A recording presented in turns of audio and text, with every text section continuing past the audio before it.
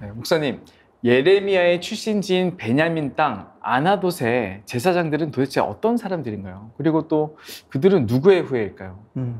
일단 아나돗은 베냐민 지파 성읍 중에서 제사장들을 위해서 따로 주어진 성읍입니다.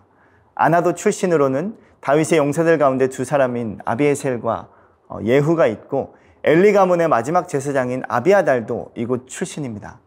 아나돗은 그러나 비운의 성읍이었어요. 왜냐하면 아비아달 제사장이 다윗 이후에 솔로몬이 아니라 아도니아의 왕이 찬탈 계획을 지지하였다가 결국 솔로몬에 의해서 제사장직에서 면직당하고 고향 아나돗으로 추방되었기 때문입니다. 네, 이렇게 추방된 가문이나 지역의 제사장들은 아무래도 여러 면에서 주류 계층에 속하지 못한 사람으로 비주류 취급을 받았었겠네요. 그렇습니다. 아비아달이 솔로몬에 의해 아나돗으로 추방된 이후로 아나돗의 제사장들은 예루살렘의 제사장들과 좋은 관계를 맺지 못했습니다.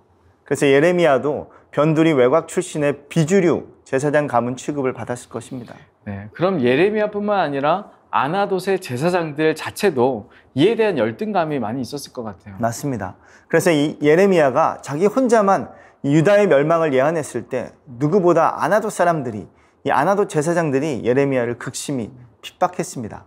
가뜩이나 아나돗 출신이라 민감한데 혼자 이상한 예언을 하니 미운 털이 박힌 것이죠. 그러나 하나님은 인간적으로 훌륭한 가문의 제사장을 선택하지 않았습니다. 하나님은 약하고 부족한 자들을 택하사 강하고 지혜 있는 자들을 부끄럽게 하시는 분이기 때문이죠.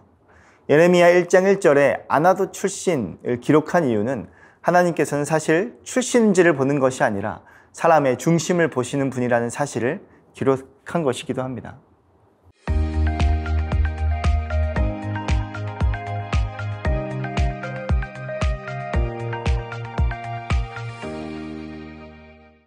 목사님, 이 교회에서 기도하지 마 이런 말을 들어본 적이 있으신가요? 네, 가끔 조 목사님이 말씀하시긴 하지만 네, 사실 이전에 신앙생활 하면서 쉬지 말고 기도하라라는 이야기는 정말 많이 들었어도 기도하지 말라라는 이야기는 들어볼 일이 사실 없었죠. 네, 그렇죠. 특히 기도 중에서도 나를 위한 기도보다 타인을 위한 기도, 중보와 도고 기도가 얼마나 중요한지 성도라면 누구나 잘 알고 있죠.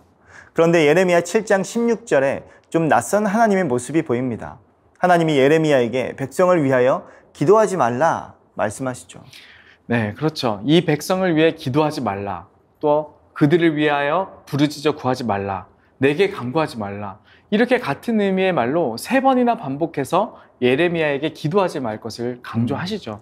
그러나 생각해보면 이 소돔과 고모라의 심판 앞에 아브라함이 그들을 위해 중보할 때 하나님은 기도까지 금하시지 않았어요. 네. 극악무도한 죄인이었을 텐데 말이죠.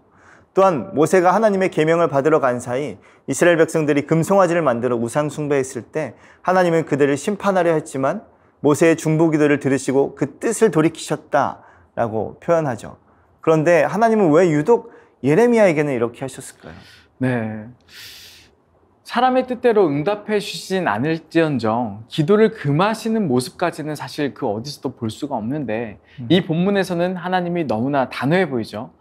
어쩌면 기도하지 말라라는 그 말씀이 예레미야의 기도에 대한 응답으로 바라볼 수도 있을 것 같습니다. 기도하지 말라는 게 응답인가요? 네, 본문에서 하나님이 기도하지 말라라는 것을 거듭 강조하시는 것으로 보아 이미 예레미야는 자신의 민족 회복을 위해서 정말 간절히 중보해왔다라는 사실을 우리는 알 수 있죠. 그러므로 예레미야에게 더 이상 기도하지 말라라는 것은 진짜 하나님께서 기도 자체를 금하신다기보다 예레미야에게 심판에 대한 하나님의 견고한 마음을 표현하신 것으로 봐야 되는 것입니다.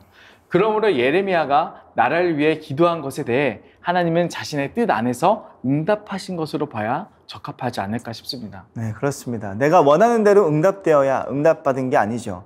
내 뜻과 상관없이 하나님의 뜻대로 이루어져도 응답받은 것으로 봐야죠. 그러면 예레미야의 기도에 대한 응답으로 하나님의 단호한 마음을 표현하신 것으로 우리는 볼 수 있겠어요. 네, 그렇습니다. 하나님은 이미 유다에 대한 심판을 작정하셨고 그 일이 있은 후에야 그들이 진정으로 회복하고 돌아올 수 있을 것이라고 판단을 하셨던 것이죠. 네, 그래서 예레미야 33장 2, 3절에 이렇게 말씀합니다. 이를 행하는 여호와, 그것을 지어 성취하는 여호와, 그 이름을 여호와라 하는 자가 이같이 이르노라.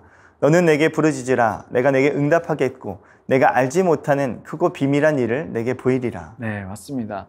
물론 우리가 기도할 때 우리의 간구하는 소리를 하나님께서 들어주시기도 하지만 기도의 가장 큰 유익은 내가 알지 못하는 크고 비밀한 일, 즉 하나님의 뜻을 우리에게 보여주시는 것이죠. 네, 이 하나님의 모든 행동이 내 기도에 의해서 움직여질 수 있다면 거기서부터 하나님은 하나님이 아닌 것이겠죠.